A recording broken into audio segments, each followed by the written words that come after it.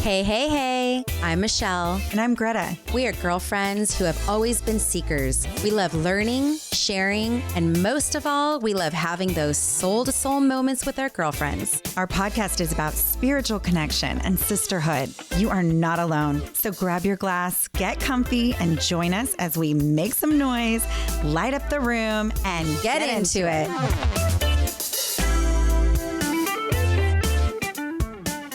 Okay, so I've been waiting for this day for quite a while because this is my girl, Amy, and she is here to talk about the big D. Divorce. I was waiting for that because you know what? Knowing you, anything could have came out at that moment and we would have just rolled with it. We would have been like, whatever. Yes. Well, yeah, just for context, we're talking about divorce, but maybe later. Maybe later. Maybe later. The other talk about D. it. You know, it can go any direction. It can go any direction. So many directions. So, Amy, I love you. I'm so glad you're here. This is a very brave topic. You are a brave person to be talking about it today because so many women in life, whether they've had a thought about divorce, maybe they've gone through divorce, maybe they're remarried after a divorce. This is a very big topic. But before we really get into all that, I just want to tell all of our listeners that the first time I actually had an interaction with you was at a women's retreat that you put on. And I did not know that you were the one that was orchestrating everything. What I did know and what I saw was this beautiful woman, like physically roaming around and just handling shit. Like it was like, boom, this needs to be done. And I saw you interacting with people. I could tell you were the boss, but I didn't really know what your role was exactly. And I had just moved to town, and throughout the whole thing, it was such an empowering retreat. I had so much fun. It was super inspiring. But as I watched you, the word that came to mind was hustle. And I think what our listeners are going to find after they hear your story and we get a little deeper into this is you're a fucking hustler. I'm a big fucking hustler with a big capital H. Capital freaking H. Mm-hmm. Yeah. Like you're a big dick hustler. I'm going to call you that. You know what? I actually like that better. Big dick hustler. I want a shirt, okay? Shirt, a hat, you're getting it all. I want it all. Maybe it's big vagina hustler. Maybe we turn that around. Let's turn. You're right, Gretta. Good. Actually, fuck that. Yeah. Actually, she's the big C. Yeah. If you really want to know my friend. If you really want to know me. The big C hustler. She's the big C hustler. Yeah, everyone take a sip real quick. Love it. Love where this is going already. I cannot wait. So here we are, and it's awesome because, you know, Amy walked in and she hadn't met Gretta yet, and all of us are like these brunettes with green eyes, and we all look like sisters. We look like sisters. We could be triplets right now. Seriously. Totally. So I love that. I love that our energies just kind of come together. So with all that said, Amy, start wherever you want to start, but tell us a little bit about who you are, and then let's get into, you know, before divorce and after divorce. And this is going to be a hard one because there's so much. It's a lot to unpack and keep me reeled in. Like I said before, like I can go off, you know, in multiple tangents. I mean, my name is Amy and I am definitely a fucking hustler. That is for sure. I've been that way since I was little, by the way. I'm a mom. I'm a mom of 3 kids. I used to be a business owner. I'm very strong. I'm very independent. I have a very loud laugh that I'm very well known for, and a loud voice. And I can also I'm funny, and I'm also very serious, and I'm very deep at times too. Very sensitive. And I'm like super thrilled to be here to share all those parts of me with you guys. I think the biggest thing today I want everybody to walk away from is just that I'm here to help, and I'm here to provide some type of like support, but also like add some humor in it, because humor is so important. It's light. Humor is light. And so today I want us to talk about all those things because it is a part of me. But back to your question, I think after all these years at 44, and I mean, Michelle, you've known me for a long time. So you've seen part of the walk, but like, I'm super proud of myself. Like, and I know like I'm a badass bitch now. Yes. Right. And so I think that's also where I want to see more women get to. Yes. Is even despite all of these things, divorce, job loss, whatever it might be, that's going on, you could still feel this way. Yes. Triumphant. Yes. Triumphant. Anyway, I didn't tell you who I was, but that is who I am. This is who I am. All of the parts. All of the parts. There's so many different parts of me. So there are. And I love how you gave us just this great description, because you could have said, I'm Amy, I was raised here, blah, blah, blah. But you just gave us like this very clear picture of I'm fucking funny, like all these things, all these qualities that make up who you are. And that's why I fucking love you. And that's why you're an amazing leader. And that's why your story and your journey is so important for everybody to hear. So let's talk about Amy, you're divorced. How long have you been divorced for? Let's get into that. all right, let's talk about it. Hold on. Yeah. Take a sip. We all have a little something yummy in our glass. We're drinking on this episode. Yeah, just a little. A little bit. So let's see. I've been divorced now for a little over 8 years. I think I was telling you the other day that I don't even remember the beginning now. Like some parts of it are like, I think too, when we have little kids, right? Like our kids are older now, but when I try and think back to when my kids were younger, I forget things. And so that's how it is now with being divorced, right? It's just like, oh, I forgot. But during the moment, right, when you have young kids and you're in the trenches, it's so hard, right? When I was starting my divorce, it was so fucking hard. It was hard. But I think, just for, everyone's knowledge, I decided to get divorced. I decided to leave my marriage. You walked away. I walked away from the marriage. After, let's see, we were married, I think 7.5, almost 8 years, actually. Wow. And then we were together for 12. And so I think the decision was not something that I put a lot of thought into it, actually leaving. Obviously, I had 3 young kids at the time. I think my daughter was almost 2, and then my middle 3, and then Birdie was 6. So I had 3 really young kids. But I'll never forget when I made the decision to leave, which was I went to my therapist, who I had been seeing, for years. We were having problems, and I had been seeing the same therapist. I had seen her when my mother died. I had seen her when I've lost jobs. She knew me, the deepest parts of me. And so I called her, and she knew that we were having problems, but she didn't know parts of it. Right. And so I went to her. I said, I need 2 hours. And she said, wow, 2 hours is a long time. It's a long time. I said, I don't care. I need to pay you for 2 hours. I need you now. So I sat with her for 2 hours. I went over the pros. I went over the cons. And the one thing she said to me is, Amy, you've always known the right answer, but you've never trusted yourself. So on the drive home from that, she said, I can't tell you what to do. As your therapist, I cannot tell you what to do. But you know the answer. You have to trust yourself right now. And which is, I know you're getting emotional over it because it still triggers. Because it's a trigger. And I think it's something that all women struggle with, I'm sure all humans, but, specifically, women, we struggle with this because we always want to make it work. We were raised to make it work. We were raised to just deal with it.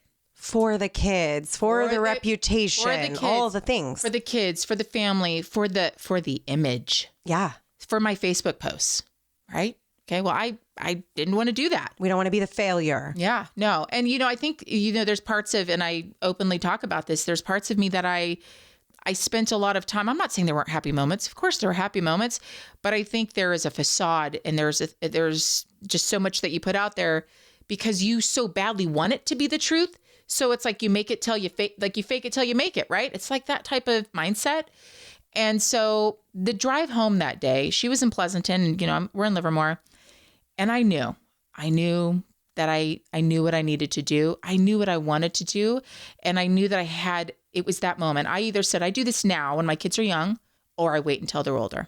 Well, okay, so that's all happening. These thoughts are going on in your head. You're driving home, and did you get home and just lay this down, or did you take some time to put together a plan? Here's the thing about me. I am very indecisive. But when I am firm on something, it's like when I want to buy something, I want it now and I buy it. I mean, obviously if I can afford it, right? I want it, I'm going to do it. Same thing with my decision. If I know something, it's burning in me. I won't be able to sleep and I won't be able to do anything until I basically have resolution to whatever, So for this specific situation, it was, I had to tell him, but he actually already knew that day when I got home. He knew, by the way, my ex-husband at the time, he knew that I was going to therapy to talk about like all of this because I was unsure. He wanted to make it work. He did. He wanted to make it work. He wanted to do things. And so, I said, I still have to do this part of it, which is I need to have my alone time with this. And I need to speak to someone who really knows me.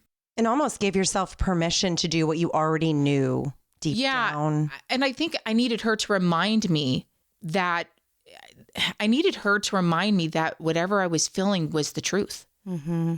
Right? That she reminded me that intuition is real. Listen to it. Stop backing away from it because you're scared. And so many women I'll don't talk about that because I think we stay in situations because we're scared and we're so fearful of what's on the other side. Yeah. So I'm going to say, I'm not going to say specifically, but let's just say in relationships, we stay because we don't know if we can make it on our own. We don't know if we could find another man. We don't know if we can be independent. We don't know if we can live in a house part. I mean, I can go down a list. Well, and I hear a lot of women also talk about, okay, I've had all these kids. My body does not look the way it was when I got married. And now I've got to take this body that produced children from somebody else. And I have to go out into the world and meet somebody as I am right now. Honey, that's a whole nother podcast. Yeah, that's such a real Let's talk thing. about being single and dating in your 40s. yeah. That's an entirely different, anyway. So yeah, I mean, I got home and he knew. He just knew, and I remember him asking, I know where it was. I know we're at the couch. And I remember him asking me, so you don't want to stay? And I said, no, I don't. And I can't do it. I said, I just can't do it. I cannot physically do it. And, I'm sure a lot of your listeners may have a difference of opinion on this, right? And that's okay. But I feel like that is very dated where people stay together just for the kids, right? Or the finances. Well, it doesn't benefit the kids. And we all know that it does not benefit the kids. However, I will say that the decision was very quick, but I think I knew, right? But I definitely, to your point, Greta, I needed a little bit of permission, but I needed to just kind of like vomit all these words out and just have like a soundboard of somebody listening to all of these things, but to also have someone say, you are afraid of 1, 2, 3, like all of these things, but deep down, you actually believe that you can conquer all these things. So just listen to that. And I did. And it wasn't easy. It was, I would probably say to this day, the hardest decision I've ever made, hands down. Well, it's scary. You're going into the unknown. Yeah. The unknown, but I hate to say this because I feel like people don't understand, but it was the best decision I ever made for myself. People probably don't understand when I say that. They'd say, well, how selfish can you be? You broke up your family. You broke up a marriage. Judgment, Shame. all over. And by the way, I mean, I've been in so much therapy for the shame and judgment. Okay. A lot of therapy and a lot of healing and a lot of work to forgive myself for that. But then I'm thinking, what am I forgiving myself for? For staying true to finally listening to myself, knowing that I'm not compatible with this person, knowing that there's not a future with this person, and knowing that I don't want to spend the next 18 years with this person just for my kids. At the end of the day, we do, like, it's the oxygen mask. I have to take care of myself first. And that decision was to do that. Well, and I've asked my friends that have gone through this, what would you want your children to do? Would you want them to stay in a relationship that you're experiencing right now? And every time they say no, that would be horrible. Yeah. I would hate for my daughters to go through that or my son to go through that. Yeah. And it's like, well, there you go. You're showing them that you're willing to stay and tolerate this. And even if it's not abusive, it's still, if it's loveless, if it's not what you would want for your child. Yeah. And I think if two people agree on that, they go, hey, we're not in love with each other. We're going to cohabitate because of the kids. Mm-hmm. Like there's agreements, I think, that can be made within, relationships. Yeah, but the kids still feel it. They know. But I've They're had smarter friends than you who think. have had good relationships that came out of it where they're like, we're fucking badass co-parenters and this is working out amazing this way. And then there's some that it's like, well, that would actually never happen in that my relationship. I actually really disagree with that. Yeah. I mean, because I think kids pick up on the littlest things. They do pick up on energy, but I think. But I'm also talking about an agreement though. You know what I mean? Let me just clarify. Amicable. Like I'm saying an amicable, not we're just trying to be happy for the sake of the kids. Two people that are saying we're going to remain in this house. We're going to stay here and we're going to put our lives on hold because we're agreeing. That I know it's like there's so much. There's people. Here's the thing. There's so many people that I'm sure that can do that. Right? I can't do that. No one should do that, in my opinion. It's selling yourself short. But it is. But what I've realized over the years is that I'm nobody to judge what you decide to do with your life. Correct. Right? So, however, I will support you. Do I think, like, if you ask me my opinion on that, do I think it's the best choice?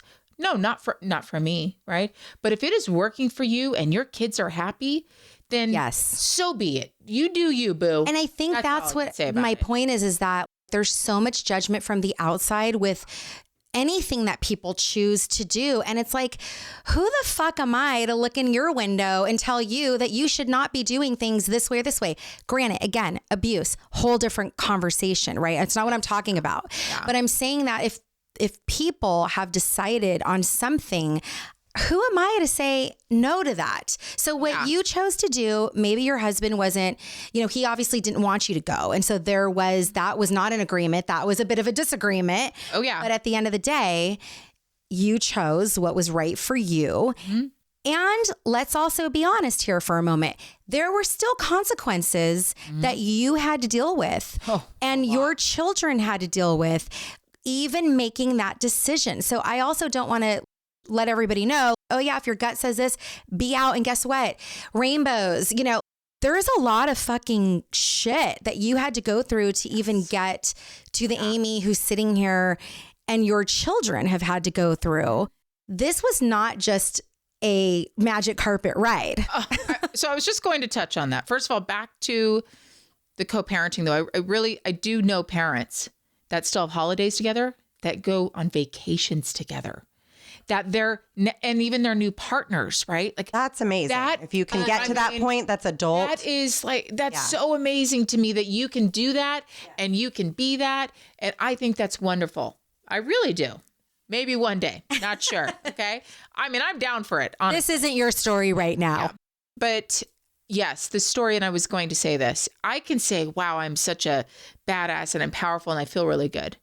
But it has come with a lot of roadblocks, challenges, tears, anxiety, a lot of fear. And I think, when I decided to do this, I was telling you before, you don't plan for this. I would say, if anyone's getting divorced right now, what is the number one thing? I think I texted this to you because I just was thinking about this. What is the number one thing that I think every woman needs, and B, what got me through it is community and support. And I do think we need more community for divorced parents, especially women. There was not enough community for me. I think I was lucky enough to have my business. That was my built-in community and had no judgment towards me, by the way. I mean, listen, I lost a few friends, let's just be honest. I lost a few friends and that's fine. But that also comes with any divorce. That comes with any divorce, right? Yeah. And it also shows true colors, right? Who are your ride or dies and who are not. And I'm here for ride or dies. Yeah, better to find out, right? I don't need in-betweens, right? I'm too old for that. So I think embarking on that journey of leaving my husband with 3 little kids, not having a home, by the way, not having a pot to piss in, not having furniture, not having any credit. I mean, I literally didn't even have, my phone wasn't even in my name. I had nothing. Wow. And so, when I think back, I'm like, holy shit, I can't believe where I'm at now. But let me tell you the cool thing about that though, is that my children see that. And that is the cool part, is that my kids have seen how hard I have worked to get where I'm at.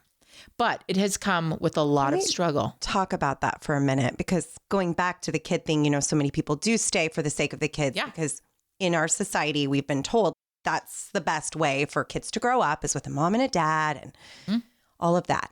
But what you just said, that shows that your kids, they learn so much just from watching their strong mother.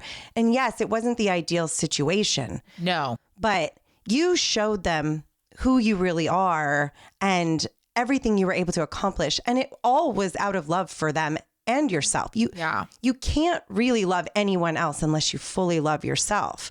So what a beautiful example. It is. I think it's a good example. But I also want to say that I think even as women, especially in our age bracket, we have times where we maybe don't love ourselves and we're not so proud of ourselves, or we're not feeling great about ourselves. Right. So that's why when I say that big statement, in my introduction, right, it's come with a lot of feelings around that. Right. There's just been a lot. And I think back to where I didn't have any money and I thankfully had this business that I started just while I was married. And that, if I did not have that, I honestly don't know what I would have done. Because in some states, in some counties, some parents, they have a great conversation about money and finances. I won't go into that, but I didn't have that. And that's okay. Part of that, I think too, is part of my choice though, to also not fight for that. And I think that was something that I had to prove to myself, by the way, because there was this fear of not leaving because I didn't think I could do it. And now you have no choice but to do it because you have 3 children relying on you that need you to provide. Yeah, you can't just be at home in bed all day depressed. No. You have to hustle. Yeah. So you have to do whatever you have to do to provide. And so thankfully I was able to grow my business, but I had no furniture, and I'm not kidding. I mean, I can do a million shout outs right now to people who gave me dishes and people who gave me sheets for my bed and mattresses. I mean, I started from the bottom. And that goes back to your community statement, is that it's not just the shoulder to cry on. Like, these are people that came together to support you in ways that were beyond. I think, again, Greta and I have talked about this before, where everyone kind of has their gifts, right? And there are some people who are they're the ear, they're the listeners. They're going to be there to hug you, to listen to you. There's the people that financially might come by and go, listen, girl, I got your kitchen. You know what I mean? There was a lot of that. And I was super grateful for that. And I don't think that I think in the busyness of raising kids and having a business, you don't get the chance for people to really know how much you are really, really grateful. Like, I don't think that they even know how, just them showing up and giving me dishes. And I mean, I remember walking into my apartment and seeing my girlfriend vacuuming my house. And I'm like, what are you doing? She's like, I'm just she was just vacuuming. Right. But that was huge. Just how they showed up differently was perfection. It was really just perfect. And it made the process easier, but also let's not lose sight on the fact that I was crying every night and scared. And what did I do? Did I make a mistake? I didn't make the mistake. And I knew, I'm like, no, you just have to keep doing what you're doing. I wanted to ask you, was there a time where you were like, I shouldn't have done this? No. There was never a moment of that. No.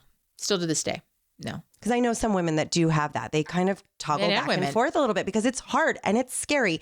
And they find themselves in that situation that's even harder than what they expected. And it's like, oh gosh, I should just go back. What have I done? No. I think one of the strengths about me is I'm very stubborn, right? I'm very Once you made up your mind. Once I've made up my mind. But it wasn't just that. It was deeper than that. It was, okay, you trusted yourself. You jumped off, right? And there was a sense of pride, like, I finally did it. I finally listened to myself, right? But going through that process and having, by the way, and I think it's important, like, I am not a victim of anything. And I think people need to realize that.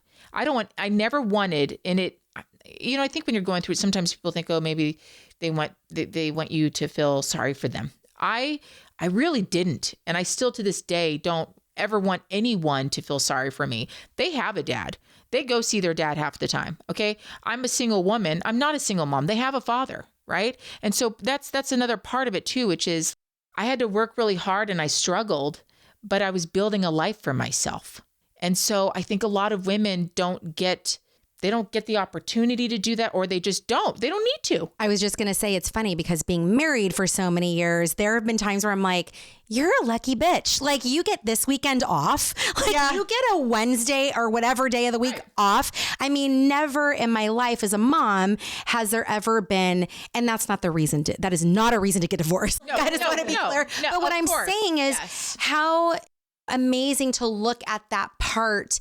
That is the positive. That's one of the positive pieces of when you do make that decision. And there is a father in the picture, that now you have this time where you can focus on just you and continue to build the amazing person that you are. Yeah. But that was also very hard for me. So, and then there's a flip side of it, of giving your kids, giving them that probably took a solid, I'd say still, it's interesting. I'd say the first 2 years were incredibly difficult. We do 50-50, right? It's, you know, and, you know, we could still see them here and there, but, you know, for soccer games and so forth, or sports, whatever. But it was really hard for me. And even though I tried to, I stayed busy, it doesn't matter. I think there is this instinct as a mother. And I think that's where people are like, well, you have that instinct. How could you leave with that instinct? You know, some people just don't get it. Yeah. And I'm like, here's the thing. I'm okay with you not getting it. I'm not for everyone. And that's okay. What I did is maybe something you would have never done in your life, but that's okay. Right. You're not me. And we all have different walks. We all have different walks, right? And it's just about respecting each other. But I feel like with the kids, they've been through a lot, you know, and they've been through a lot. And so, you know, sharing a bedroom, they never had to share a bedroom. They have, you know, this big home that they're accustomed to. And then it's like, then we shrink it down to this really tiny 2-bedroom apartment where my daughter and I shared a room and the boys shared a room, and how challenging that was at times with having small kids and finding babysitters because I worked super early in the morning, and then missing a lot of my son's soccer games because I had 3 jobs. You know, I was cleaning wineries and homes, and I was delivering food, and you are a hustler. I had a job at an insurance agency. I did literally whatever I had to do, you know, to get by and to pay the bills. And I still, at times, had to scrape the couch. You know, I think so often we want to give our kids this picture perfect life, and we beat ourselves up if we don't give them that, you know, the big house and all the best toys and whatever age they're at, you know, the newest, best, whatever. And it's like, really, they learn so much from the hard times, just like we do. So it's not even to their benefit to make everything picture perfect. The cool thing now is that, you know, we've moved 3 times technically, right? And so it was really cool leaving the apartment and moving to this house, by the way, which was the ugliest color. But the greenhouse? Mint chip. No, I loved the greenhouse. I know, but you know, I loved it too because it was like, it was yours. Wow, it was mine, and I can live here, right? And I can pay for this by myself. You know, like just to be able to say, like, I can do this by myself. It was mind fucking blowing. Fucking awesome. Because some women leave and they have $0 coming to them. So there are some women who leave there or whatever, however the situation goes, and they have no support. So that's the other thing that we were kind of chit-chatting before we actually hit record on the podcast.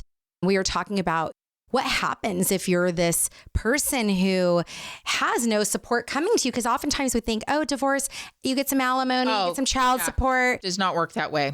And I am here's what's interesting. Years later, dating men who are in their 40s and divorced, right?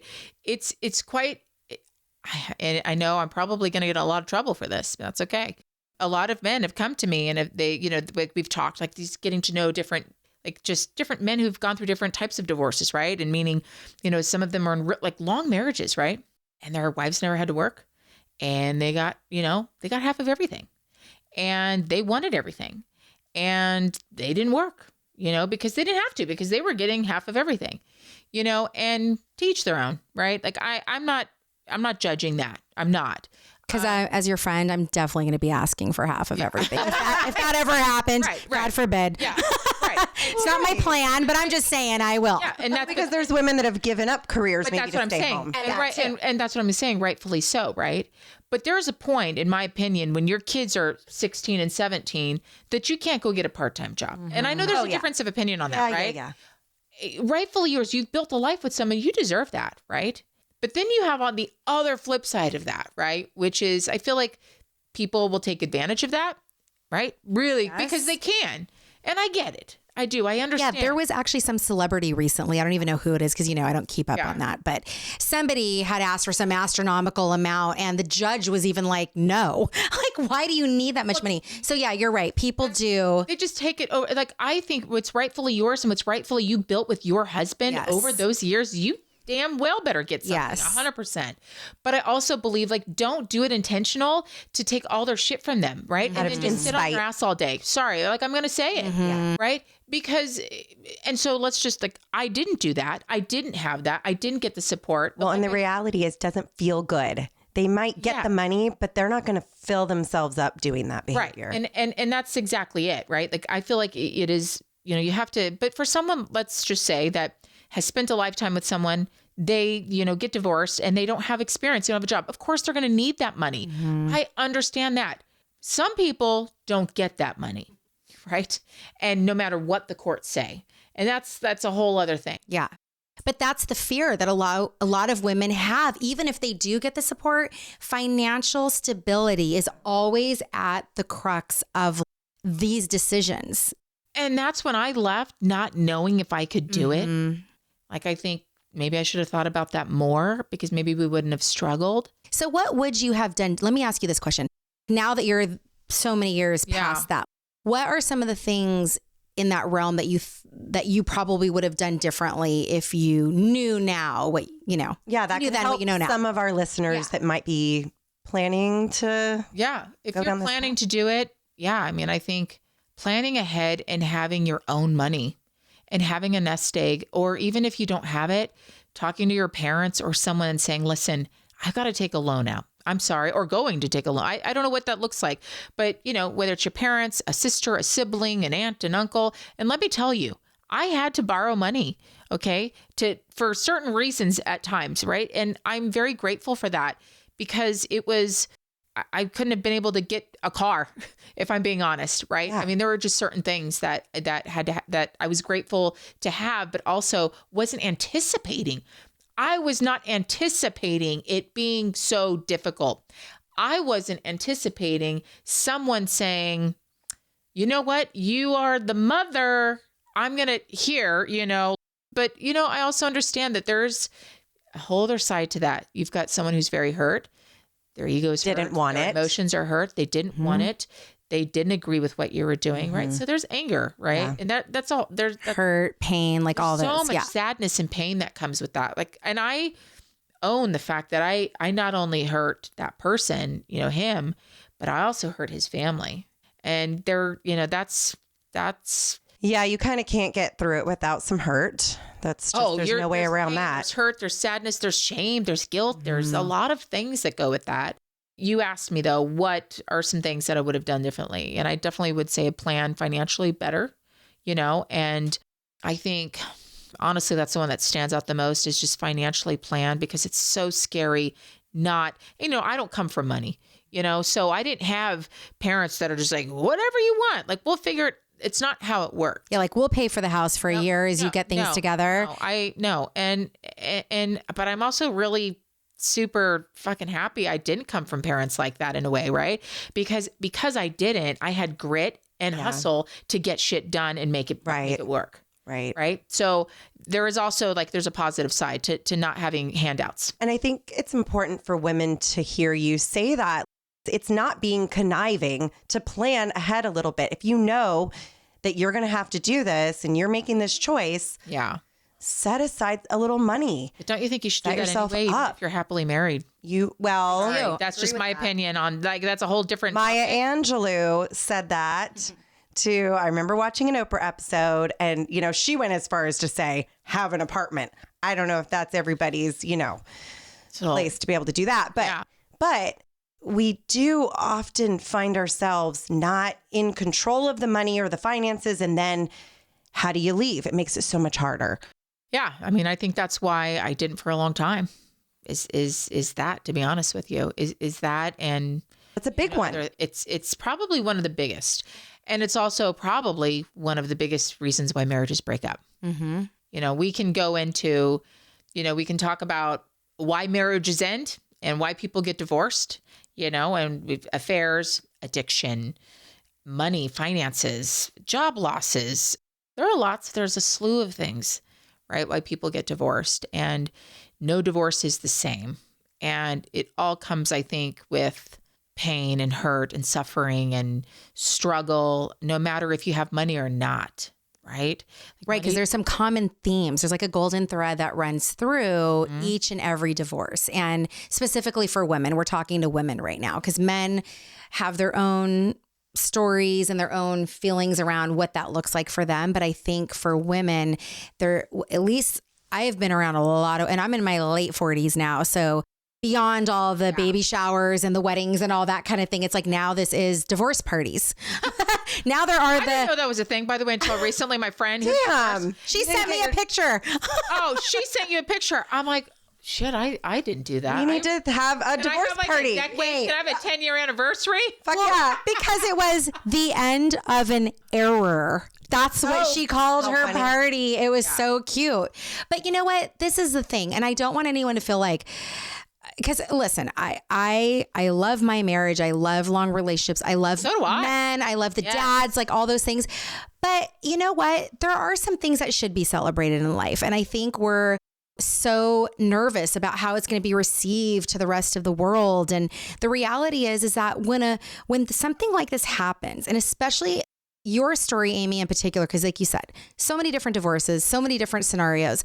But when I'm looking at somebody like you and I'm going, I met you kind of in the middle maybe of all of that. So not when it first happened, not obviously recently, but like somewhere. I thought about that. The greenhouse. Yeah. It's the greenhouse. But the woman I saw who was still didn't have all the furniture she wanted, still was missing things in the kitchen. That was what was happening. But every time I'd go to your house, and I loved being there because I'm like, number one, this is the bachelorette pad. So it's fun, whether the kids were there or not, doesn't matter. Yeah. It was just fun. And the love that you brought in there and getting past the barriers of, I don't care what my house looks like. Like this is, and I think a lot of women struggle with that because they've started out, not everyone, okay? Again, everyone's situation, but a lot of women I've spoken to in this town, especially, I had the house, I had the beautiful backyard, and now I don't have any of that anymore. So now, what will my kids think? Their friends, my friends, when they come over. At the end of the day, what people are drawn to and the vibration that they're attracted to is the love and we have had laughs upon. We freaking DoorDash liquor one time. Like that was the first time we realized that you could even do that. Was before COVID? Yeah. Whoa. This was before. Oh yeah. Now we were the trailblazers. We were the trailblazers for ordering alcohol. That was hilarious. Having to show my ID. I'm like, this is way too easy. What is happening right now? But I mean, the point though is that I know a lot of women also worry about that. What will happen now that I have to have the smaller this or the... Still do, by the way, though. I still struggle with that. And it's still a thing for me. And it's still a thing for me. I mean, not with my friends so much, right? But my kids, I was saying before, like now we drive by our old apartment and they're like, man, you remember when we lived in that place? Do you remember when we had to like bring our groceries up 3 floors? Do you remember and they're like, now we have a garage and we have our own washer and dryer and we have, this huge backyard and we have swings in our trees and we have, right. And what's playing in the back of your mind is moving on up to the east side. Exactly, right. And I think that, but guess what? We're also as women it's never enough. Yeah. Right. You're always striving for more. So it's like I'm still working. I think all of us, no matter what walk of life, married or not, we're still striving for that balance of like how to be content with where we're at and with what we have. And I can reel that shit in really fast, like per perspective, right? Really fast. Like you need to count your fucking blessings right now. Okay. Because if you don't, you can just spiral down and think about, well, I don't have this and I don't have that. And I don't have that. but that serves no purpose. Right. And it's also not good for your kids to see that, because then they're raised to think that nothing that they do might be good enough. So my kids have seen hard work. They've seen grit, but they've seen a lot of tears on me for sure. So, I mean, and a lot of laughter though.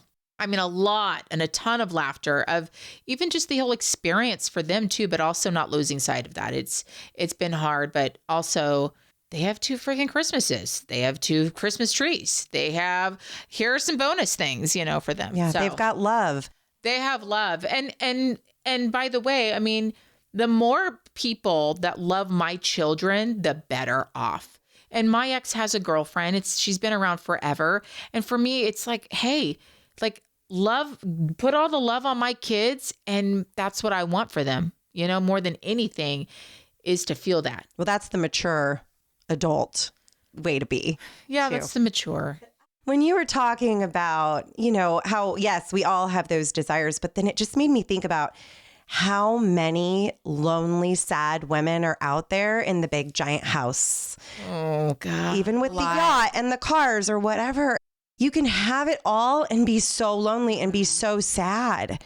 We do put a lot of pressure on on ourselves about these things, but then also it is a grieving process too, I'm sure. Like when you get married and you see this trajectory of your life going a certain way, and then there's divorce in the middle of it, and now those things aren't going to come to fruition. And so there's like this loss and this grieving that's even more than the divorce. So many things. Mm-hmm. Yeah, there's lots of grief. And actually the other day, you still have grief. 8 years later, I was actually watching this guy. He probably was in his 30s, holding his baby on his hip. And the mom is leaving to go, wherever she was going, work, so forth. And I had all my kids in the car and he was waving goodbye and the baby was like waving. And I just start crying, because at the end of the day, it's not that I don't believe in marriage. I believe in marriage. I believe in long-term relationships, but I believe in healthy long-term relationships and healthy marriages and compatibility and friendship and all of those things. And so I was crying because I didn't really feel like I ever had that. And then you think now I'm 44 and you think, well, will I ever be able to experience that? And that's like I said, we can talk about dating a whole other time, but that's grief. A big part, I think, of divorce. It is. But that's the part of the grief that you're talking about, that it doesn't go away. Yeah. Especially when you really want that for yourself and your kids, but you want it in a healthy way. Yes. It's like my story didn't go like that, Mm-hmm. I mean, I even have that in a marriage that I've been, there's pockets where it was like, oh, that didn't go the way I pictured it. For sure. And I don't get a redo, No. Yeah. We're all trying this for the first time. We did not get to practice at life. Oh, no, you don't get to practice at it. And I think, you look at marriages that are, like 50 years and some of our parents, my parents, even though I come from divorced parents, right? They divorced when they were really young. But here's the other thing that's really like beautiful about it is that I was raised by 2 step parents that are fucking brilliant and just amazing human beings. And I would not even be where I'm at, without either one of them. But also just if I think back to when I was a little girl and I had these 2 people that stepped in. Don't get me wrong. There was some hard times, especially with my stepmom, who, by the way, will probably listen to this. Not going to cry. Yay. Hi, stepmom. But they really changed my life. Yeah. They changed it. So when I think of introducing anybody ever to my children, I have set the bar really fucking high. Know it's possible. And I know it's possible and I know it's out there, but unfortunately, it's not like it used to be. But I think that it exists. And going back to like long marriages and thriving, I've seen my parents, I'm sure we've all seen our parents struggle and have things that have gone wrong or have happened, whether disease, finances, affairs, you name it, addiction. They've been there and they've been able to overcome them. And that's good for them, right? I'm not my parents or anyone else, so I think there's a lot of light that comes. I think that's one of the things that I wanted to say is that anybody who's going through divorce or about to go through divorce, there's also light at the end of the tunnel. You can redefine who you are. You can really set the tone for your life, and you can make it what you want. And your children can thrive. Your children can 100% thrive, and they can see a healthy parent thriving, right? Like that is like the golden ticket, in my opinion, is at the end of the day, no matter if you're divorced or married, you want to see both of your parents happy. Mm-hmm. You want to see them thriving, and you want to see them independent of themselves. And realistically, even though your ex was upset with you and wanted to stay, you to stay and work through it, you really gave him a gift in leaving, because I don't know if he agrees with that, but yeah, I mean, it opens up the door for someone else to love him fully. And I have said this actually to him.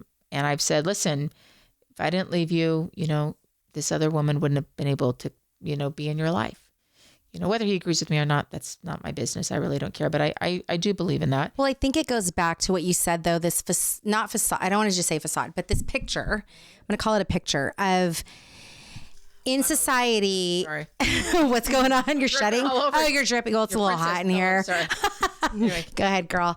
But it's like this picture that we put out into the world and what things are supposed to look like. And, I did not come from divorced parents. So for me, in my culture and in my home and the way I was raised, it was like, oh, that's the forbidden thing. You don't do that, and then we had a couple people and it was like, oh, and it's like, that's what at the end of the day, it really boils down to is if we keep judging all the fucking situations, nobody ends up coming out feeling good about anything, because you can be in a marriage that has lasted 50 something years.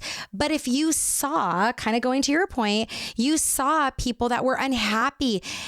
Like I tell my kids, okay, here's what I tell them, because I've been in a very long relationship, but I'm like, y'all are going to go to therapy for something. Okay. Oh, you are all going to therapy for something. Yes. It doesn't matter whether it's, something that you didn't like. I mean, I think I'm a really fucking good mom. I think my husband's a really good fucking dad. But at the end of the day, my kid might walk out the door and think, nope, they're actually not. Yeah. I don't know. Yeah. But at some point they may need to go to therapy for that. And it's like, for something we don't even realize was a traumatic thing for them. Totally. That's just life. Yeah. So I think I even want the people listening to this who are You're divorced. all going to fuck your kids up. Everyone's fucked up. Okay. We all. And you know what? We just all are. We are. But here's the cool thing is Nobody's that perfect. You can be a parent who is like very into therapy. Like I'm very transparent with my children about therapy. Let's talk about this real quickly, because I swear I have no filter. I mean, I've never really had a filter, but I think because of the whole like hormone thing, it's the very 40s are awesome. Yeah, the perimenopause is really slimming it out. Yep. And so my kids, two things. I mean, I've been very open with my kids about going to therapy since I was a little girl. I said it's saved me multiple times in my life. And sometimes I've gone for, long lengths of time. And sometimes it's just been when I've needed it. I needed a boost. I needed someone, just a soundboard, someone to vent to, someone to cry to, right? And someone who I didn't know. So that's one thing, right? So, hey, I'm all for you going to therapy. If you need therapy, great. You have a parent that's very not only into it, but encouraging them, right? To seek therapy, to seek someone else who doesn't, to seek it out, right? And gain additional tools. Yes. I'm always called the tool belt. My kids know it. I'm like, my tool belt is fucking heavy now after all these years. Okay. Yeah. I am loaded up and I'm still going to keep loading up the older I get, right? It just we keep building it. And so now that my kids have been to therapy, by the way, and I've taken them to therapy with me. They've seen me in therapy, but just having honest conversations with them about what's really happening. Real life. This is real life stuff, right? Because I think back, like nobody told me half the shit that I'm going through right now. Nobody. Right. We try to shield kids. Yeah. We want to protect them and put them in the bubble. Yes. And I get that as parents, we don't want anything bad to happen. But if I look at, sometimes I think I'm like, geez, all the shit that I've been through, how would my kids have responded to this? What would they do? Right. So it's my responsibility to teach them how to handle things when it gets really fucking hard. Right. Because life is going to get hard. Like this is going to be the only thing they're going to have to navigate. Absolutely. And here's the thing, like I still to this day, my kids know I've had anxiety since I was young. My kids know to this day when I'm having a day of really like high anxiety, they know that my doctor just put me on a special pill to help with my hormones. And they asked me the other day, so how are the pills working for you? I am super honest about the hard shit that goes on in my life because I don't want them to be blindsided. Yeah, blindsided by all the things, you know? And so we've talked about us divorcing, the parents divorcing and what happened and their memories of it. And at the end of the day, they're all going to be fucked up one way or another, right? We're all going to be fucked up. Whether it's from my divorce, from something that happens that I don't know, but at least they have parents that will support them and encourage them and really rally for them and advocate for them to get help. And are honest. Oh, I think it's when you try to pretend and act like something's what it isn't. That's what really fucks the kids up so much. Yeah, don't because you live in a fantasy world and you think you're not supposed to fight, and it's never supposed to, like the parents that protect the kids from ever hearing a fight or anything negative. Yeah. It's like, that's not real life. There's going to be disagreements. There's going to be, every marriage is not just this picture perfect thing. So and I know you had a podcast on marriage and I started to listen to it and I need to finish it because like I said, I still very much believe in it and want it for myself, by the way. Like, I mean, it's been a long time. I've been single for like a really long time and it's something I hope to have again someday. You know, I'm not against it just because I got divorced. And I think for women out there, here's another thing. I think a lot of women who are just getting out of divorce, I don't think I was really ever like this, but they're like, I'm never getting married again. I'm never doing that again. You know, I've never really been like that. Like, I feel like I've always really strongly believed in it because I've had good role models and whether it's my friends, my parents, you know, or my friends' parents, right? I've seen really healthy marriages and I know it exists and I know it can happen again, you know, or happen, you know, for myself. I believe in it. Yeah. Whether I'm going to be on The Golden Bachelor is a whole different story. Well, wait, I just found this other, I didn't find it. I was informed that apparently there's this other dating thing that goes on in Britain where you start from the ground up and you expose what's below. I know, isn't that crazy? Yes, but I think you need to check it out, okay? That's your next binge night when the kids are gone and you're in Amy only mode. You got to watch this. You got to check out people's junk before you get up. 100%. And then you get up. Oh, no. A nice smile, good eyes. That to me goes a lot further than. There's a dating show. Let's be honest. Sometimes they don't have a lot of junk.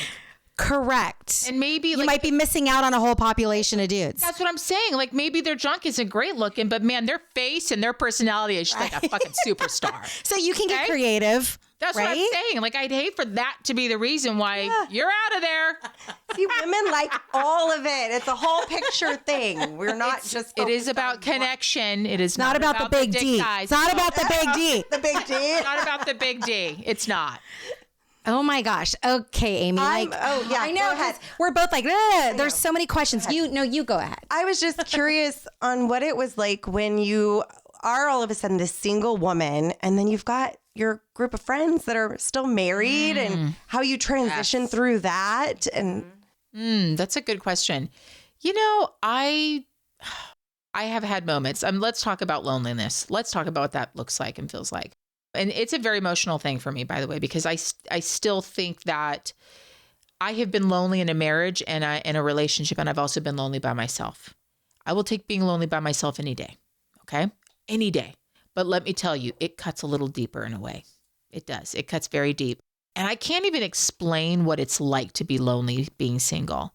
I think and so having friends that are married and moments where I would see, you know, maybe, you know, my friend and her husband, you know, holding hands or her telling me they're going out to dinner or just some happy moment, right? Like, and here's the other thing, like I want my friends to be happy in their marriages. So it's always like a happy part of me. Like I want them to all the love and light to them. Right. But there's also, let's just be honest, of envy and a little grief. Yeah. And grief, but also like, okay, maybe this will happen again for me someday, but there's a lot of sadness. I will tell you, there's been a number of times where I've driven home from events and parties and I've cried. And I've just sobbed. I mean, I'm not kidding. I have sang all by myself in my car, karaoke style by myself in my garage. And I'm dead serious, right? Because, and that's sad. Like it's really sad to think that I've actually done that, right? Like, no, but I'm looking at it to that loneliness. No, but it's a release. I also am proud of you for releasing. You know when like you're sad and you want to watch a sad movie? Yes. Same fucking thing. I Listen put to on a sad song and Put a microphone in front of her. Oh, yeah, and I'm out. Like I'm done. Like I'm golden, and I'm like, and that's what I did. And so I am that type of person. When I feel sad, I listen to sad music. When I'm happy, I like that is who I am. And so I've done that a lot.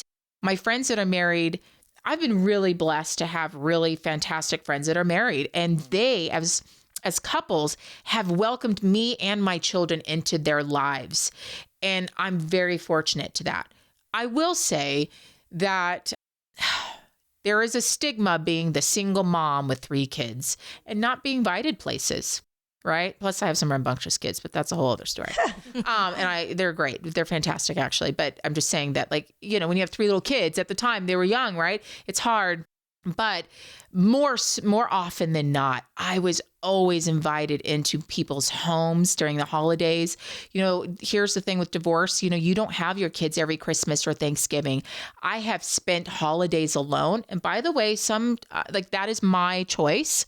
And by the way, I've loved parts of that. And so, but I've been really lucky. Like my friends that are married have been really just, I mean, they've made me a part of their family, and my kids and I a part of their family. I've never felt different. And I've always felt I've really been lucky also to have their husbands as like good role models for my boys and my daughter.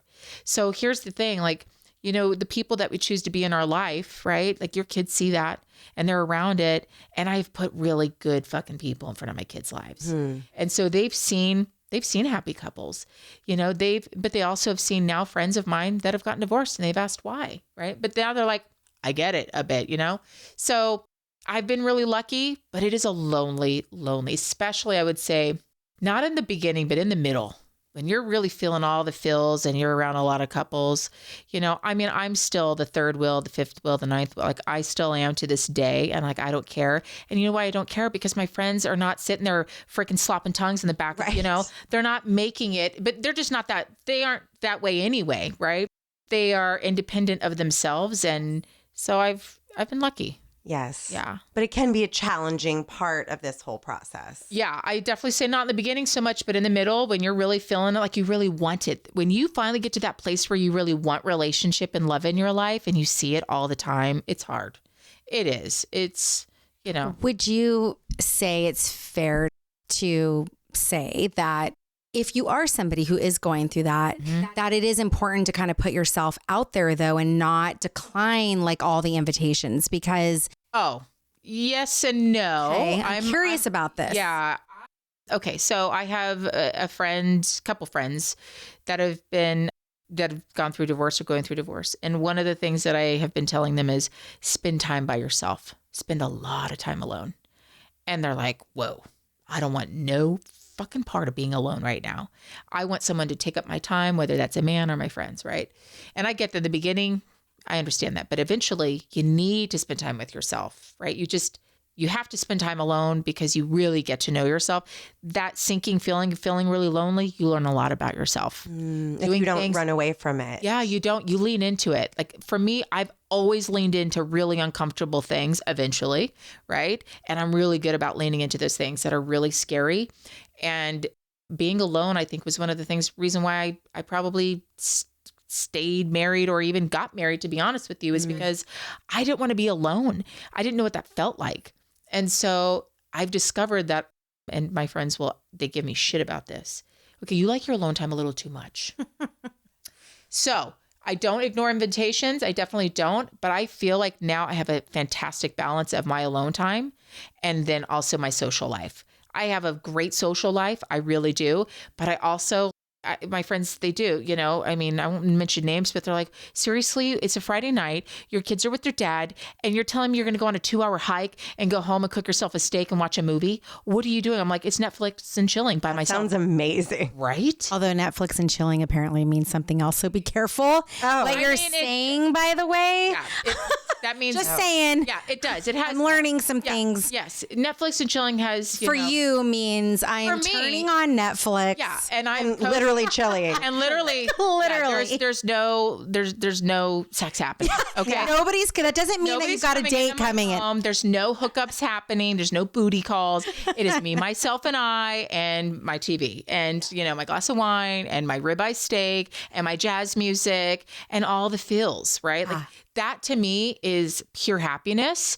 Because the next night I'm going to go out and I'm going to be wine tasting all day or hanging out with my friends and going to dinner. I feel like I have perfected, really honestly, a good balance of both. And I appreciate both of them. I'm hearing two running themes here. You are a hustler, that's for damn sure, but you also are a woman that honors yourself throughout all of this. Yeah, I think so. I think I still have parts that I struggle with. I think it goes back to, it's never good. All of us read that it's never good to compare ourselves to other people, right? But sometimes it's hard. Sometimes, like, we're human beings. We all do it. We all do it, right? So if I'm going to do it, I need to do it in a healthy way, right? I need to do it to people that I look up to and use it as motivation and use it as, an opportunity for me to grow and learn. And I think there are just moments where I feel like it's not enough and you need to do more. And then I go back to like, no, but you really are a badass, right? It's just like this. Yes. So yes, I'm a hustler. I do hustle, and I do honor myself. And I also think that I'm sure maybe both of you would agree with our age range comes with wisdom and acceptance. And I think that is probably one of the best gifts about being our age, right? We can accept even the maybe not great parts that we're super happy about, but we honor the really good parts, and we honor those parts though that maybe we don't like. Maybe we're not perfect. Right. I know I speak for myself when I say there's no more fucking around. I got to live. I got to accept all of me. I have to move forward and embrace all of me. We don't have time to waste on stupid shit. Not at all. I was just telling someone that today on a phone call that we were talking about friendship, and we were talking about, a specific friend. And, I said, listen, I don't have time I don't need to beg someone to be my friend. And I'm not going to ask someone to be my friend. And I'm not going to overextend myself in being and doing that anymore. Like, it's not a one-way street. And I feel very strongly about that and very intentional. Like, our time is really valuable. It's crazy valuable. And it can also end at any given moment. I think when you put that perspective, which is very kind of dark, but it's also very real. So healthy, I think. Healthy. Like, I'm not going to waste my time. Like you said, we're not fucking around anymore. Right? I don't need more friends. No, I don't need more friends. I'm happy. I'm great. And like, obviously we meet someone great, we click and we connect. Wonderful. But like, I'm happy, like the smaller, the better sometimes now. Like, I remember like back in our 20s and 30s, like my best friend of 30 years, she gives me shit. She's like, Amy, remember your birthday parties? You used to have like 30 people there. And now I'm like, I'm cool with like one. Yeah. Right? Because those are the ride or dies. And then you get to have those deep, meaningful conversations and you walk away from that situation feeling fulfilled and not like, what the fuck did we even do for 3 hours or whatever? I know. Drinking and being fake. Yeah. No more of that. No. No time for fake. I loved that when you were saying you're okay being just with you. And I think that's so important because that's going to prevent you from jumping into a relationship that maybe isn't fulfilling. We were just talking about girlfriends. But it's so many times if you're lonely, you just jump into like... Don't get me wrong. I've jumped in some bad ones, okay? And sometimes you might just need to, roll in the hay a little bit and move on. Everyone needs a good roll in the hay. Yeah. I don't know. But I don't really actually know. I'm having visuals of things. But I'm like, I don't really know if the roll in the hay is worth all the bullshit that comes with it if they're not good, right? If they're not like a solid partner. And I think there's like phases to it. Like when you get divorced and you're like ready to go out and date, right? I think, oh God, it's such a fucking shit show. I mean, I hate to say that, right? Because I have friends, by the way, who've met their significant others and their partners online. Mm-hmm. On the apps, right? Or maybe from a friend, through a friend of a friend. And ideally, to be honest with you, like I have actually gone so far I have picked up on a man in a grocery store because I would love to tell my kids, we met in a grocery store. And I'm dead serious. I did this and I've probably done it more than once. And being rejected. Confess. Yeah, I can totally confess with this because Confessions of the Produce aisle. Because it's okay. And by the way, you definitely learn if you've never been rejected, go online dating in your 40s. Oh, that sounds brutal. Oh, it is. I know. No, it is. It's not fun to Not do for it. the faint of heart. No, you do learn like what you definitely. I think now the place I'm in now, I know exactly what I want in someone. All that alone time and all like the getting to know who I am and myself. I know exactly what I want in a partner. Like I'm not looking for someone perfect, obviously. Like we know this, but I definitely know what I'm looking for. I definitely know what I want. I definitely know what I can give someone, right? What I can bring to the table. Because you know you. Because That's a big deal. Me. Because I know exactly who I am. I know how I love. I know how I really want to be loved. I know how my kids want to be loved. Like I know all the freaking love languages. Yes. Okay? Like I'm serious. And by the way, that's something that people put on their dating apps. Like, oh, my love languages. These are my 3 love languages, And I'm like, okay, really? Like, Okay. get the fuck out of here. Kind of over years. Like, really? You're starting out with that. But anyway, that's a whole other conversation. But dating and being divorced for a while, there's a time when you just want to like go out and roll in the hay and have yourself a good time, right? And I believe that if that's what you want, you should do it, right? But you're safe about it, but there's no connection. You're just purely having fun, right? And it's meeting some type of need. But then eventually that goes away. And eventually reality smacks you in the face and go, listen, you're not fucking 25 anymore. Yeah, this doesn't fulfill me. Yeah, no, it doesn't fulfill me. It's not reaching in the deepest parts of me. It's not real. It's fake. Yeah. And it's feeding probably a lot of the times an insecure part of you. Right. And the ego. Insecurity is, and I think being older and divorced, whether you're in your 40s. I was in my late 30s, right, when I got divorced. But now being single in my 40s and being a divorced woman with 3 kids, look at that resume. That's hot. Well, but that's what's interesting though, because I think when you talk to a lot of women, they go, oh, the 40s are great because I don't care about this, this, and this. But then you talk to a divorced woman in their 40s and they're like, actually, that looks a little different for me. It is different. So you've got friends that have been married for years and you go back, we talked about our bodies changing. I don't know if you've had a podcast on this yet, but if you're not talking about perimenopause and all the symptoms. Oh, we're working on that. Don't you worry. Well, I have read the books. Coming. I've listened to I have done so much research on this and so many women don't talk about it. And there's a ton of support groups I belong to. And that's all we do. We talk all the time till the wee hours of the night. And it changes who you are. Mm-hmm. And so you imagine you're in your 40s, you're single, you have 3 kids, and your freaking boobs don't look the way they used to. Your ass is hanging lower than it ever has. Mm-hmm. You've been working out. You've been eating right. You've decreased the alcohol. That shit's still hanging not right, right? And that's just, it is what it is. Life. It's life, right? It's really hard for, because I'm not going to say that it's not hard for a married woman to be naked in front of her husband. But it's different. It is different, right? Yeah. Because you're dealing with also, I don't want to say all men are like this because they're not. They can pick and choose who they want now. Mm-hmm. Oh, you know what? This one, I don't really like this side. Well, and not only can they pick and choose what they want, their board of options run really wide with where we've gone with plastic surgery and all these types of age. Things. Let's get real. Guys dip down real low. Yep. And even age and plastic surgery together because there are a lot of younger women now even jumping on that train. So what you're going out and seeing and experiencing is different. There will be a man that doesn't want all of that. The right guy, don't you think? Let me tell you something, though. Let's just break that down real quick because there are plenty of men, but I have to be attracted to you. Mm-hmm. Oh, yeah. You know what I'm saying? Oh, hell They may be out there, but maybe. Oh, yes. And let me just say that I don't want to say lowered my standards. Okay.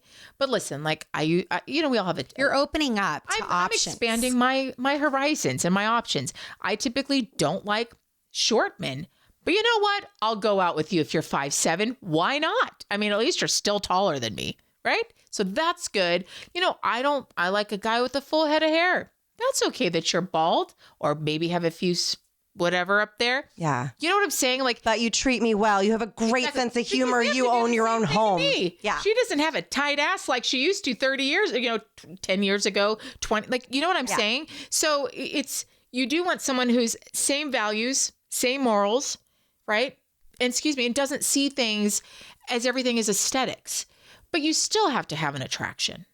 But I think it is, I know, again, like you're naming certain things about men, but the reality is women's bodies change so much. And that's where I think it is so much harder for us to go out when we're a little bit older and expecting that we're going to be attracting or connecting with the same types of people. It's very different. So if a man goes out in his late 40s or mid 40s, whatever, and he's at kind of his prime of his career, sure, maybe aesthetically everything isn't as tight as it was, but the reality is, his belly hasn't expanded in different ways. They're not going through the same hormonal changes that we are. That's just what it is. No, there's just a reality of what... No. They're buying Corvettes and we're like... bullshit. Looking at like ways to lift our tits higher. It's so bullshit. It's fucking bullshit. I don't even know all of the things, all the work that we have to do. And this is a whole, all the work that we're doing to chasing to still feel young and look young and beautiful. For men our age. Exactly. For men our age. Not younger, our age. I'd even be happy with I'm not going to go past 48 right now. I'm going to draw the line somewhere. Okay. Did you say 48? Yeah. Ooh, 8's your number right now. Cause I was thinking about it. You said you were married for 8 years. Oh yeah. Divorced for 8 years. Mm-hmm. And 48 is your number. I would totally go for 48, but when I'm looking at 52, I'm just not there. Okay. And that's okay. Everyone has a preference. Just not there yet. Yeah. But going back to really knowing yourself and before you put yourself out there in that dating pool, that's another great reason to really know, because you are dealing with all of those elements too. And so you could feel defeated so easily from someone that's shallow and maybe put you down if you haven't done that work on yourself.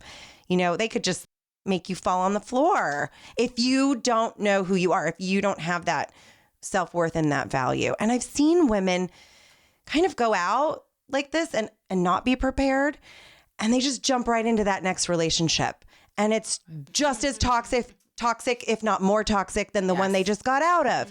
Yes. Don't go through all of this. Don't have to get the divorce and then just to jump and not do the work on yourself, and then just end up in maybe a worse situation than when you started.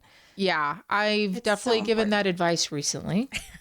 And I will say that the advice is your time is valuable. Don't waste it on dipshits. Yeah, fuck them. Yeah, big time fuck them. Because they don't get it. They're not showing any, they're not even, let's just say, they're not even having good sex with you. They're just not good. They're not even real men. If you're looking for that, and they're not even giving that to you, why? Yeah. Why do you stay, right? If that's what you're looking for. But besides the point, let's take away the physical part. Your time is valuable, but also it goes back to not knowing yourself. And also if we want to talk about our inner child and our deep work that we haven't done, you gotta do it. You just have to do it. And no matter what term you want to use, your inner child, go back to your past, relive. And it looks differently for everybody. I didn't have this therapist where I was like, hey, let's talk about when I was 3 years old. That's not what it looked like for me. And I believe, but just being open to looking at it and open to asking yourself, why am I repeating a pattern why am I doing this over and over and over again? And look into that and lean into that. Well, it's scary to lean into those scary parts because you know what? You don't want to be honest with yourself that A, you don't think that you're lovable. B, you just want attention. B, your whole life has all been based off your looks. And now, I'm speaking of me right now, you were thinner and you were less wrinkled and you were prettier. And then all of a sudden things have changed. And now you don't feel like you're as valuable. What the fuck is that? And so I'm not the only woman, married or divorced or not. But yes, being divorced is harder. I will admit that. But I'm just saying that if you're not doing the self work, it is not going to change. And you're just wasting your time and your life away. Yeah. Look, my grandma's 92 and she still has men calling her. Yes. So it just goes to show you it's about so much more. The magnetism, the energy that you put out in the world. Oh, the connection. I mean, she is still like, sorry, buddy, I'm not going to go on a date with you. Wow. 92. I'm not rolling in the hay with you. Yeah. But I mean, at that point, like, I just like want to hold hands and like watch a movie, right? At that point, like, I know. She's maybe dance or I don't know. actually really happy not having a man in her life at all. See, but there's a part, here's the thing, but it's also my biggest fear, right? Like, let's be honest. Like, that's also one of my biggest fears of being single for like the next 2 decades of my life. Because you desire the companionship. And this is what I mean. Yeah.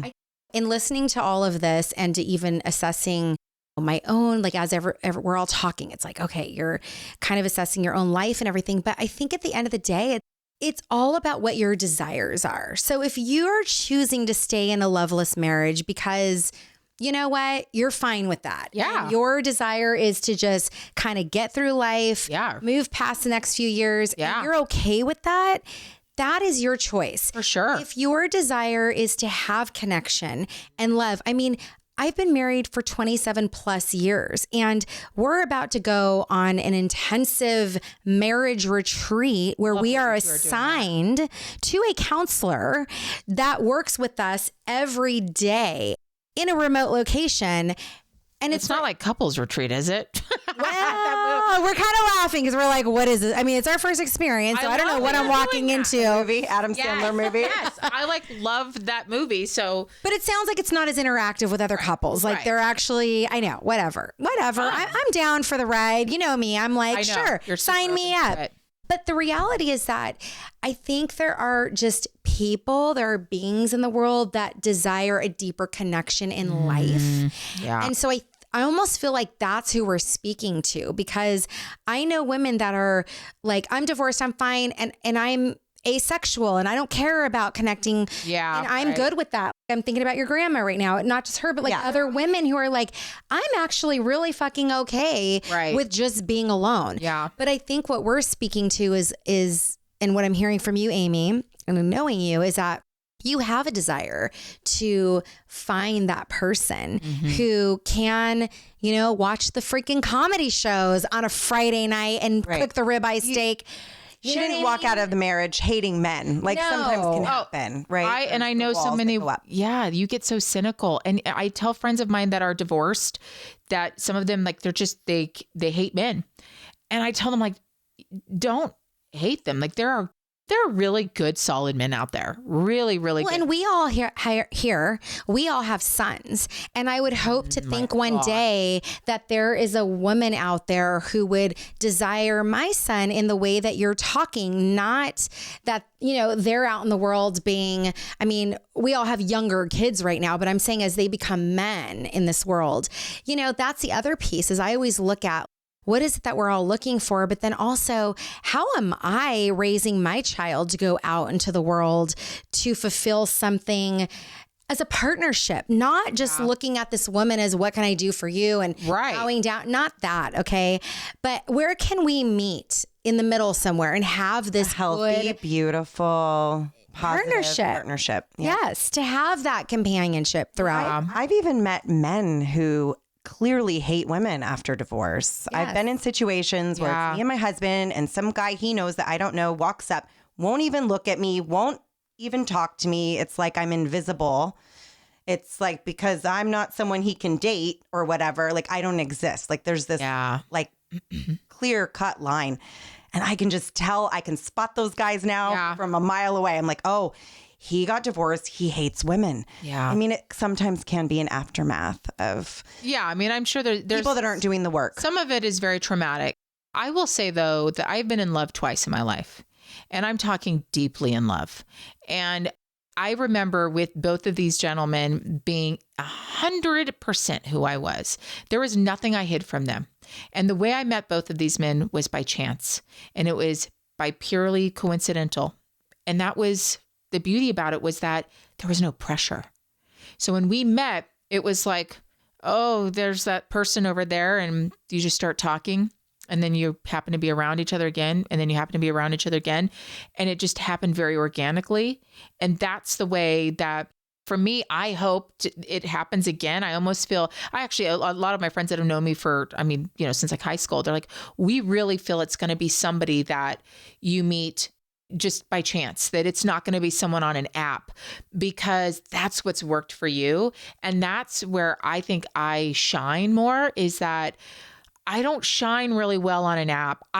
I hate fucking small talk. Yeah. Oh, I don't do small talk. And so I think that's also part of the reason why it hasn't been very successful for me, is because I'm like, nope, out, bye. I don't have time for this. Yeah. You're like, let's get into it or not. Like, and if I can't tell you, like, I think I'm not too much, because I used to say that a lot. I was too much of a lot of things, and I don't say that anymore, right? Yeah, no. Right? I would be very just who I am. And so they're just not enough. And exactly. Yeah. And they're not enough. And they can't handle that I am just dropping a lot of truth, and they're not matching my energy yet. Step yeah. up. And so I hope that happens for women in general. It is just more good. But what I'm going back to is you talking about your marriage retreat, and you talking about, it's friendship.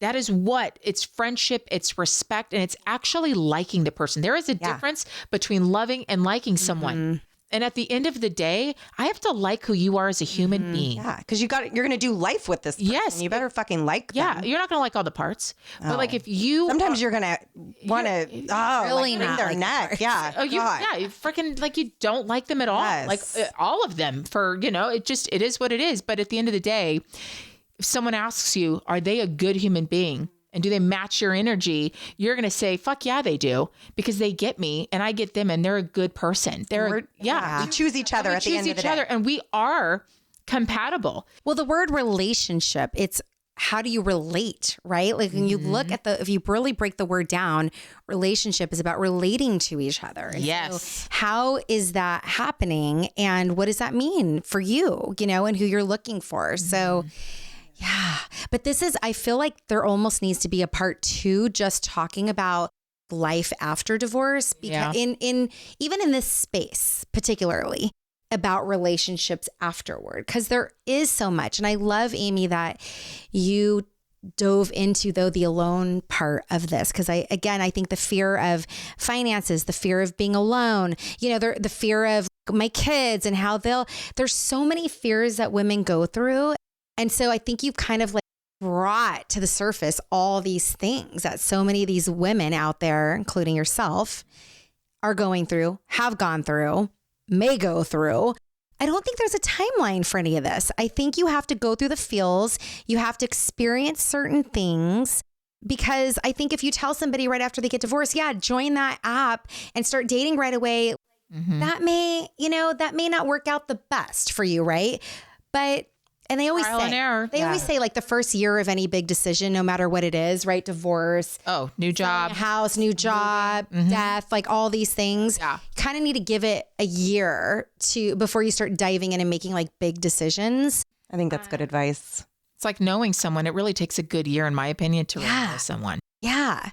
And even just, I keep going back to this. I think it's so important, really relearning who you are outside of that marriage, because you can lose yourself in a marriage too. So really putting that work in to find yourself again when you do leave. And I also think it's so important for our listeners to hear that no matter where you are on this journey, maybe you're just starting to have these feelings, maybe you're in an abusive relationship, but you are like, nope, I am not going to be able to leave right now. There's just no way. What we're saying is that's okay. There's definitely no judgment there. And everybody has their own path and their own timeline. But you have to do what's right for you in that time and find your support, find your people that can help you through it, because you don't need to do this all by yourself. It's so hard if you have to do it alone. So try to find your people.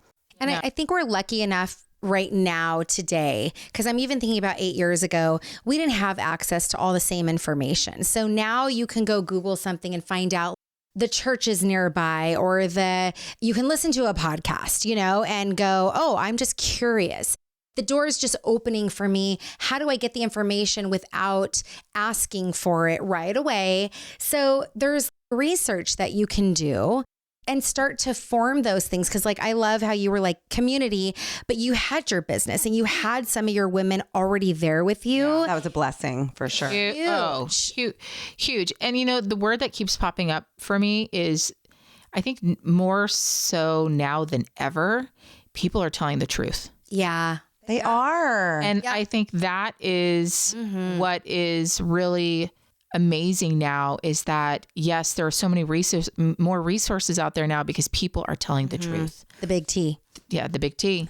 They are dropping it, right? The truth bombs like crazy, and people are being more vulnerable and they're being more real. Yeah. And they're being more honest. Because this 1950s bullshit lifestyle thing is not working. It's just we've evolved. Yeah. We've evolved. So I think this topic of divorce has evolved, and the stigma behind it and judgment and just, I think, there's probably a part two to a lot of it, right? But I think the one thing that I would leave anyone with is that it's not the end. It's not going to be dark for a long time. There is light. There is humor. There is lots of love. There are so many blessings that you haven't even experienced yet, that you will get there. And I think you and I both know people, probably all of us that know people that have found, whether new relationships or they've moved and they've started a new life. It's not the end of the world. It's not the end of your life. It's honestly, for me, it was just the beginning. So this is so powerful because I was just at a funeral today. And one of the big messages was about life, right? And about the beginning and the end and what kind of happens in between, the poem, The Dash. If you you have not heard that, you should definitely Google it. But what the minister spoke about was he likes to look at these things in life as like, this is like a graduation. It's a commencement. And so when you get to the end of anything, even life, because life after life, right? What does that look like? What does heaven look like if that's your belief? There's so many, but even whatever your religion is, there's so much that goes on after. So even after this life of marriage, what is the commencement? What comes next? So yes, this might be the end of this chapter, this graduation. You've graduated from this, but then where do you go from here? Because there is a commencement. Oh yeah. I love that. It's so good. Yeah. It's definitely, I think there's just a lot of opportunity to really just make a new life for yourself, and to really, I think even to like lean into being who you really are, right? Because maybe in a marriage you weren't who you really are. So this is an opportunity. Another thing that I tell people is that, maybe part of my reason for leaving was a sense of freedom. And so freedom to be who I am, freedom to just feel comfortable with who I am. I'm not too much, right? Amen. That's it. Freedom to be me. Yeah. Preach on. That's right, girl.